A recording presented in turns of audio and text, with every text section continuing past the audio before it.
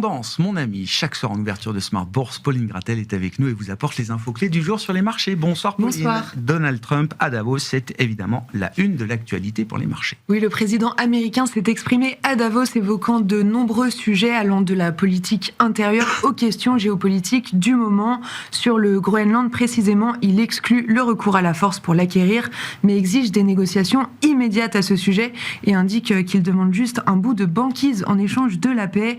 Donald Trump évoque une raison de sécurité nationale. Oui, Donald Trump, qui tente l'approche plus transactionnelle et cela soutient les indices, en tout cas permet de mettre un plancher après la baisse d'hier. Oui, ça les fait un petit peu remonter après que le S&P 500 a connu hier sa pire journée depuis octobre dernier et a effacé tous ses gains depuis le début de l'année.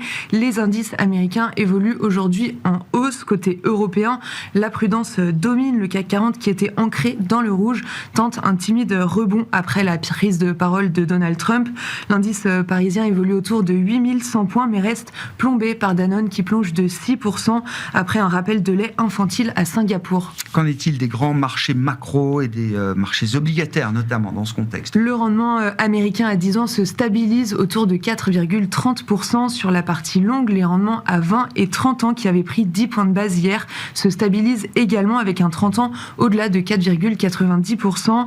En Europe, le rendement allemand à 10 ans s'établit autour de 2,85%. Sur le marché des changes, le dollar se stabilise là aussi avec un euro-dollar autour de 1,1730. L'or, de son côté, continue son envolée et se rapproche de 4 900 $ l'once. Et puis, impossible de ne pas évoquer l'hypervolatilité des marchés obligataires japonais également, Pauline. Oui, pour rappel, hier, face aux promesses électorales de Sanae Takaichi, le marché obligataire japonais a complètement déraillé avec une envolée spectaculaire de la partie longue de la courbe.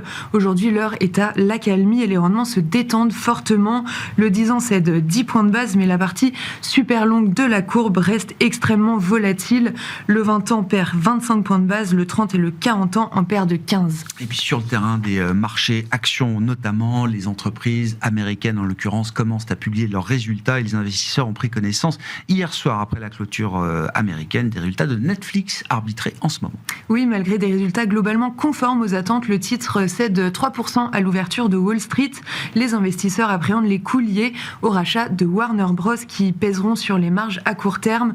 En revanche, au quatrième trimestre, le leader du streaming publie un chiffre d'affaires de plus de 12 milliards de dollars, en hausse de 16% sur un an, et le bénéfice net progresse de 30% sur un an grâce à une hausse des abonnés payants et des revenus publicitaires.